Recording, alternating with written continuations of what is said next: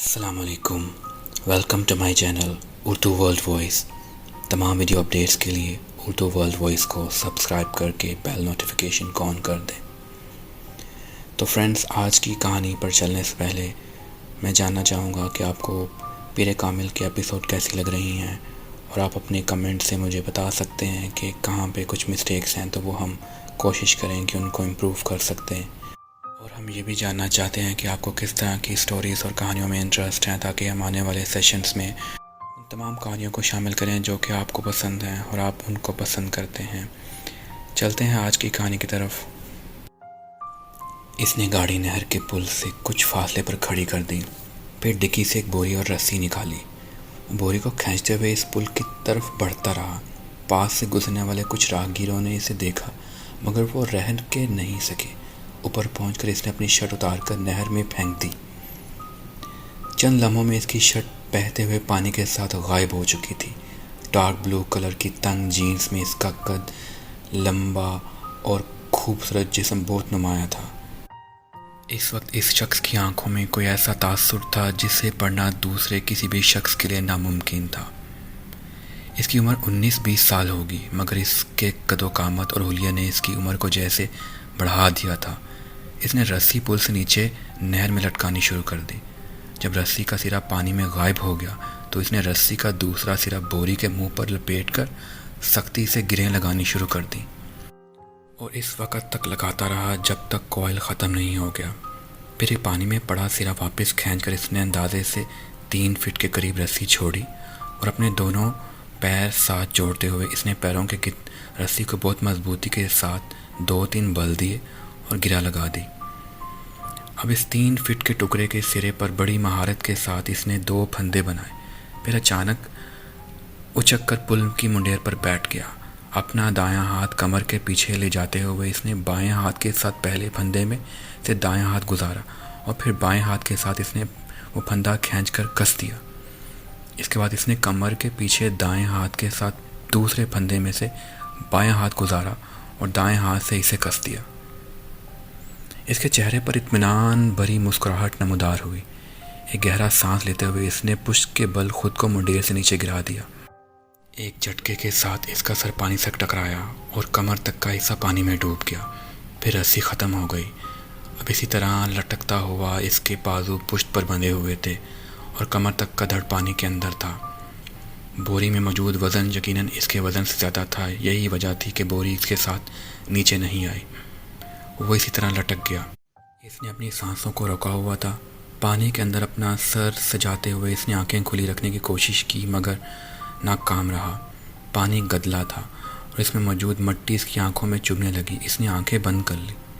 اس کے پھیپھڑے اب جیسے پھٹنے لگے تھے۔ اس نے یکدم سانس لینے کی کوشش کی اور پانی ناک اور منہ کے راستے اس کے جسم میں داخل ہو گیا۔ وہ بری طرح پھڑپڑا رہا تھا، مگر نہ وہ اپنے بازوؤں کو استعمال کر کے خود کو سطح پر لا سکتا تھا اور نہ ہی اپنے جسم کو اٹھا سکتا تھا۔ اس کے جسم کی پھڑپڑاہٹ آہستہ آہستہ دم توڑ رہی تھی۔ چند لوگوں نے اسے پل سے نیچے گرتے دیکھا اور چیختے ہوئے اس کی طرف بھاگے۔ رسی ابھی تک ہل رہی تھی۔ ان لوگوں کی سمجھ میں نہیں آ رہا تھا کہ وہ کیا کریں۔ پانی کے نیچے ہونے والی حرکت اب دم توڑ گئی تھی۔ اس کی ٹانگیں اب بالکل بے جان نظر آ رہی تھیں۔ پل پر کھڑے لوگ خوف کے عالم میں اس بے جان وجود کو دیکھ رہے تھے۔ پل پر موجود ہجوم بڑھ رہا تھا۔ نیچے پانی میں موجود وجود ابھی بھی ساکت تھا، صرف پانی اسے حرکت دے رہا تھا، کسی پینڈولم کی طرح، آگے پیچھے، آگے پیچھے، آگے پیچھے۔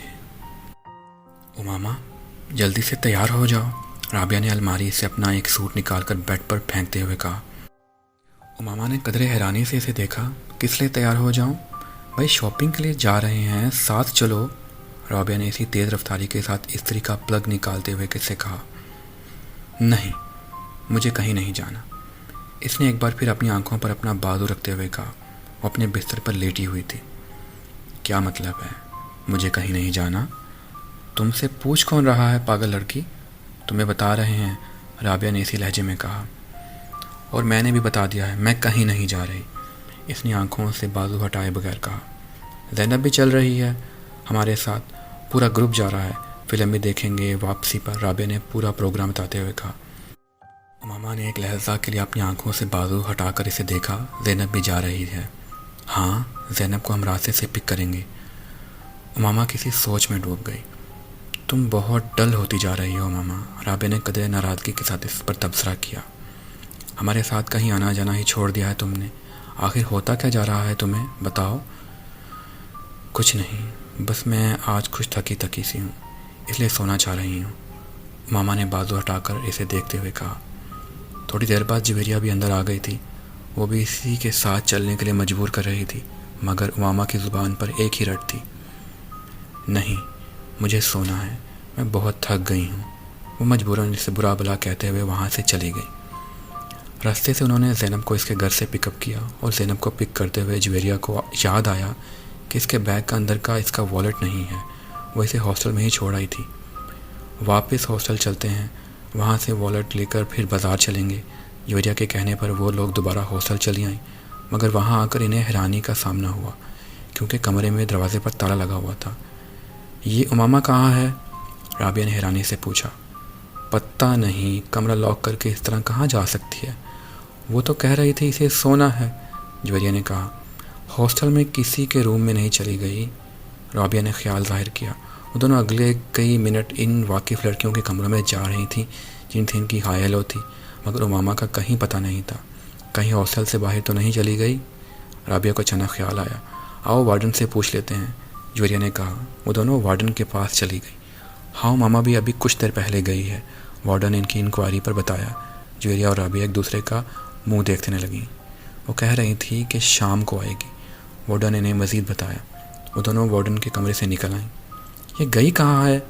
ہمارے ساتھ تو جانے سے انکار کر دیا تھا اس نے، اسے سونا ہے اور وہ تھکی ہوئی ہے، اور اس کی طبیعت خراب ہے، اور اب اس کی طبیعت کیسے ٹھیک ہو گئی، اس طرح غائب ہو گئی؟ رابعہ نے اولجھتے ہوئے انداز میں کہا۔ رات کو وہ قدرے لیٹ واپس آئیں، اور جس وقت وہ واپس آئیں ماما کمرے میں موجود تھی۔ اس نے مسکراتے ہوئے ان دونوں کا استقبال کیا۔ لگتا ہے خاصی شاپنگ ہوئی ہے آج، اس نے دونوں کے ہاتھ میں پکڑے بیگز اور شاپرز کو دیکھتے ہوئے کہا۔ ان دونوں نے اس کی بات کا جواب میں کچھ نہیں کہا، بس شاپرز رکھ کر اسے دیکھنے لگیں۔ تم کہاں گئی تھی؟ جویریہ نے اس سے پوچھا۔ ماما کو جیسے ایک جھٹکا لگا، وہ اپنا والیٹ لینے واپس آئی تھی۔ تو تم یہاں نہیں تھی، کمرہ لاک تھا، جویریہ نے اسی انداز میں کہا۔ میں تم لوگوں کے پیچھے گئی تھی، کیا مطلب؟ جویریہ نے کچھ نہ سمجھنے والے انداز میں کہا۔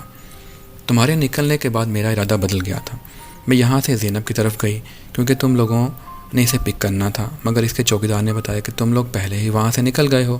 پھر میں واپس وہاں گئی، بس راستے میں کچھ کتابیں لیں، ماما نے کہا۔ دیکھا، تم سے پہلے کہا تھا ہمارے ساتھ چلو، مگر اس وقت تم نے فوراً انکار کر دیا۔ بعد میں بے وقوفوں کی طرح پیچھے چل پڑی۔ ہم لوگ تو مشکوک ہو گئے تھے تمہارے بارے میں، رابعہ نے کچھ اطمینان سے شاپر کھولتے ہوئے کہا۔ ماما نے کوئی جواب نہیں دیا، وہ صرف مسکراتے ہوئے ان دونوں کو دیکھتی رہی۔ وہ دونوں اب اپنے شاپر کھولتے رہے، خریدی ہوئی چیزوں کی دوسرے کو دکھاتے رہے۔ تمہارا نام کیا ہے؟ پتہ نہیں۔ ماں باپ نے کیا رکھا تھا؟ وہ ماں باپ سے پوچھیں۔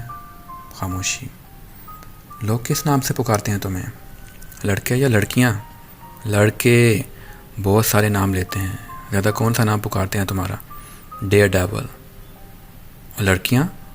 وہ بھی اسی نام سے پکار لیتی ہیں۔ زیادہ تر کس نام سے پکارتی ہیں تمہیں؟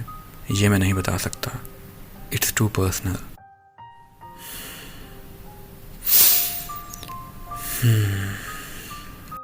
میں آپ کو ایک مشورہ دوں کیا؟ آپ میرے بارے میں وہ جاننے کی کوشش کریں کیوں نہیں کرتے جو نہ آپ نے پہلے جاننے کی کوشش کی، نہ میں آپ سے۔ آپ کے دائیں طرف ٹیبل پر جو سفید فائل پڑی ہے، اس میں میرے بارے میں سارے پرٹیکولرز موجود ہیں۔ پھر آپ وقت ضائع کیوں کر رہے ہیں میرے بارے میں؟ سائیکلوانالسٹ نے اپنے پاس موجود ٹیبل لیمپ کی روشنی میں سامنے کاؤچ پر دراز اس نوجوان کو دیکھا جو اپنے پیر مسلسل ہلا رہا تھا۔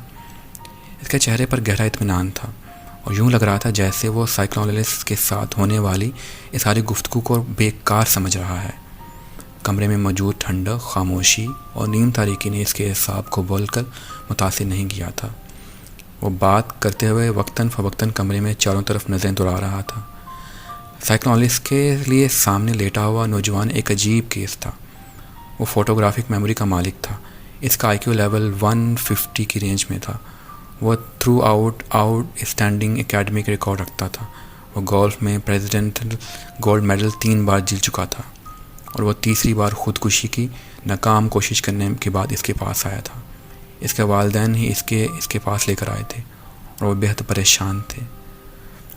وہ ملک کے چند بہت اچھے خاندانوں میں سے ایک سے تعلق رکھتا تھا. ایسا خاندان جس کے پاس پیسے کی بھرمار تھی. 4 بھائیوں اور 1 بہن کے بعد وہ چوتھے نمبر پر تھا. 2 بھائی اور 1 بہن اس سے بڑے تھے. اپنی ذہانت اور قابلیت کی وجہ سے اپنے والدین کا بہت زیادہ چہیتا تھا. اس کے باوجود پچھلے 3 سال میں اس نے 3 بار خودکشی کی کوشش کی. پہلی دفعہ اس نے سڑک پر بائک چلاتے ہوئے 1 وے کی خلاف ورزی کی اور بائک سے ہاتھ اٹھا لیے. اس کے پیچھے آنے والے ٹریفک کانسٹیبل نے ایسا کرتے ہوئے اسے دیکھ لیا تھا. خوش قسمتی سے گاڑی سے ٹکرانے کے بعد وہ ہوا میں اچھل کر ایک دوسری گاڑی کے چھت پر ٹکرا گیا اور پھر زمین پر گرا. اس کی کچھ پسلیاں، ایک بازو اور ایک ٹانگ میں فریکچرز ہوئے تھے. تب اس کے والدین کانسٹیبل کے اصرار کے باوجود اسے ایک حادثہ ہی سمجھ بیٹھے، کیونکہ اس نے اپنے ماں باپ سے یہی کہا تھا کہ وہ غلطی سے 1 وے سے ہٹ گیا تھا. دوسری بار پورے 1 سال کے بعد اس نے لاہور میں خود کو باندھ کر پانی میں ڈوبنے کی کوشش کی. ایک بار پھر اسے بچا لیا گیا. پل پر کھڑے لوگوں نے اسے اس رسی سمیت باہر کھینچ لیا تھا جس کے ساتھ باندھ کر اس نے خود کو نیچے گرا دیا تھا. اس بار اس بات کی گواہی دینے والوں کی تعداد زیادہ تھی کہ اس نے خود کو اپنے آپ کو پانی میں گرایا ہے، مگر اس کے ماں باپ کو ایک بار بھی یقین نہیں آیا. سالار ان کا بیٹا تھا. سالار کا بیان تھا کہ کچھ لڑکوں نے اس کی گاڑی کو پل کے پاس روکا اور پھر اسے باندھ کر پانی میں پھینک دیا. جس طرح وہ بندھا ہوا تھا اس سے یوں ہی لگتا تھا کہ اسے واقعی باندھ کر گرایا گیا ہے. پولیس اگلے کئی ہفتے تک اس کے بتائے ہوئے اور حلیے کے لوگوں کو شہر میں تلاش کرتی رہی. سکندر عثمان نے خاص طور پر ایک گارڈ اس کے ساتھ تعینات کر دیا تھا جو 24 گھنٹے اس کے ساتھ رہتا تھا. مگر تیسری بار وہ اپنے ماں باپ کی آنکھوں میں دھول نہیں جھونک سکا. خواب آور گولیوں کی ایک بڑی تعداد کو پیس کر اس نے کھا لیا تھا. گولیوں کی تعداد اتنی زیادہ تھی کہ معدہ واش کرنے کے باوجود اگلے کئی دن تک وہ بیمار رہا تھا. ایک بار پھر کسی کو بھی غلط فہمی نہیں ہوئی تھی. اس نے خانسامہ کے سامنے ان گولیوں کے پاؤڈر کو دودھ میں ڈال کر پیا تھا. سکندر عثمان اور طیبہ سکندر شوق تھے. پچھلے دونوں واقعات بھی انہیں پوری طرح یاد آ گئے تھے. وہ پچھتانے لگے تھے کہ انہوں نے اب پہلے اس کی بات پر اعتبار کیوں کیا. پورا گھر اس کی وجہ سے پریشان ہو گیا تھا. اس کے بارے میں اسکول، کالونی اور خاندان ہر جگہ خبریں پھیل رہی تھیں. وہ اس بات سے انکار نہیں کر سکتا تھا کہ اس نے خودکشی کی کوشش کی تھی، مگر وہ یہ بتانے میں تیار نہیں تھا کہ اس نے ایسا کیوں کیا تھا. بھائی، بہن، ماں باپ، کسی کے سوال کا بھی جواب نہیں دیا اس نے. سکندر اے لیولز کے بعد اس کے بڑے بھائیوں کی طرح اسے بیرون ملک تعلیم حاصل کرنے کے لیے بھجوانا چاہتے تھے. وہ جانتے تھے اسے کہیں بھی آسانی سے ایڈمیشن مل جائے گا، بلکہ اس کا اسکالرشپ بھی آرام سے لگ جائے گا. لیکن ان کے سارے پلانس جیسے بگ کر اڑ گئے تھے. اور اب وہ اسے سائیکلونسٹ کے سامنے موجود تھا جس کے پاس سکندر عثمان نے اسے اپنے ایک دوست کے مشورہ پر بھجوایا تھا. ٹھیک ہے سالار، بالکل ٹو دا پوائنٹ بات کرتے ہیں. مرنا کیوں چاہتے ہو؟ سالار نے کندھے اچکاتے ہوئے کہا. آپ سے کس نے کہا میں مرنا چاہتا ہوں؟ خودکشی کی 3 کوششیں کر چکے ہو تم.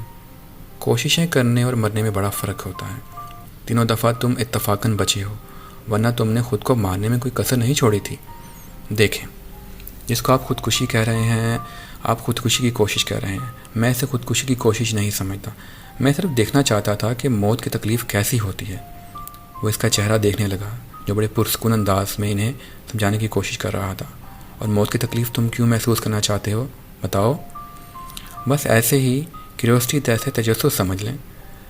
سائیکلوجسٹ نے ایک گہرا سانس لے کر اسے 150 IQ لیول والے نوجوان کو دیکھا جو اب چھت کو گور رہا تھا. تو ایک بار خودکشی کی کوشش سے تمہارا یہ تجسس ختم نہیں ہوا کیا؟ اوہ، تب میں بے ہوش ہو گیا تھا، اس لیے میں ٹھیک سے کچھ بھی محسوس نہیں کر سکا. دوسری بار بھی ایسا ہوا تھا، تیسری بار بھی ایسا ہوا. مایوسی سے سر ہلاتے ہوئے بولا. اور اب تم چوتھی بار کوشش کرو گے کیا؟ یقیناً. میں محسوس کرنا چاہتا ہوں کہ درد کی انتہا پر جا کر کیسا لگتا ہے. کیا مطلب؟ جیسے جوئے کی انتہا ایکسٹیسی ہوتی ہے، مگر میری سمجھ میں نہیں آتا کہ خوشی کی اس انتہا کے بعد کیا ہے. اس طرح درد کی بھی تو کوئی انتہا ہوتی ہوگی جس کے بعد آپ کچھ بھی سمجھ نہیں سکتے. جیسے ایکسٹیسی میں آپ کچھ بھی نہیں سمجھ سکتے. میں نہیں سمجھ سکا. میں تمہیں نہیں سمجھ سکا. فرینڈز اپنے کمنٹ سے ہمیں بتائیے کہ آپ کو سٹوریز کیسی لگ رہی ہیں. ملتے ہیں نیکسٹ ایپیسوڈ میں. Thank you.